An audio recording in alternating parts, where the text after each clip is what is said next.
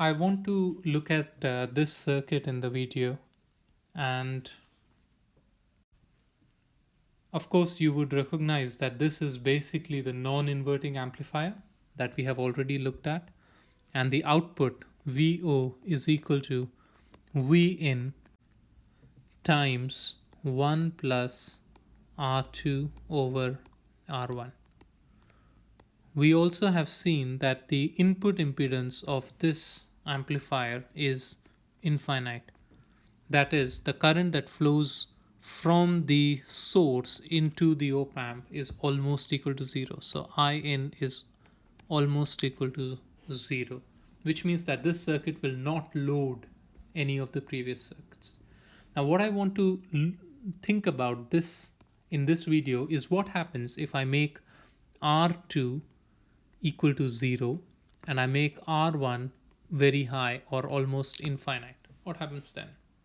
You can easily see what happens is this term becomes 0, and therefore V out will be equal to V in, while R in remains at infinity, right? So here's what I'm saying. So if you have an op amp and you apply the input to the non-inverting terminal, and you just take the inverting terminal and connect it to the output, this configuration is very similar to the non-inverting amplifier, but here this resistance R2 is equal to 0, and if imagine a resistance here being there, R1, that is almost infinity because there's nothing connected here, right? And so basically what we are saying is VO equal to V in this circuit. Another way of looking at it is, what's the voltage here? It's V in. So what will be the voltage here? It's going to be V in, and that is the same, and this voltage is the same as the output, which is V out. Okay. So this kind of a circuit is called a voltage buffer.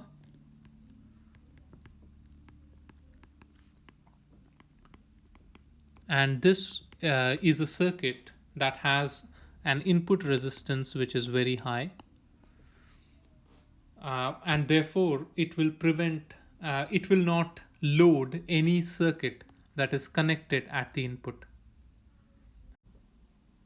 So if you have a circuit that you're afraid would load the input, so for example you have your differential amplifier. I'm not going to draw the entire circuit, but just draw it as a block diagram here. And it takes two inputs, V1 and V2. And as we saw in a previous video, that the differential amplifier actually takes some current in both sides, and you're afraid that it is going to load your source. Okay, so there's a source that supplies V1, and there's another voltage source that supplies V2, and you're afraid that this circuit is going to take too much current. Okay, and too much current is going to flow into V1 such that this sources will not be able to drive this circuit, and this will get loaded. So then what do? What you do is fairly straightforward. Is what you do is you put a voltage buffer here. So you take V1 from here, you connect it to the voltage buffer, and you connect the output of the voltage buffer here. So this was V1. Now what is the output going to be? It's also going to be V1. So the same voltage is conveyed here. But what has happened to the input impedance? The input impedance here was is quite high. Sorry, it's low, but here the input impedance is very high, and which means that this V1 is not going to be loaded. Okay. Similarly, what we do here is, to prevent loading of V2, you put a voltage buffer in between. You connect V2 to the input of your voltage buffer, and you connect the differential amplifier that we have to the output of the voltage buffer. And what the voltage buffer does is it keeps the voltages same, but it transforms the input impedance. So right now the input impedance or the impedance that is seen by V2 is infinite, and therefore V2 is not going to get loaded. And we are assuming, of course, that this op amp will have a capability to supply more current than the source has, which is true in most cases. And so voltage buffers are a very good way of preventing loading.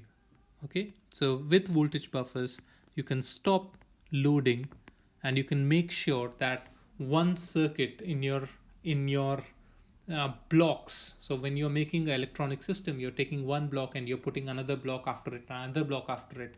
And if you see that one block is affecting the functioning of another block, one of the things that you could do is you can put a voltage buffer in between, and that prevents loading, and that prevents one block from affecting the output of the block that is before it.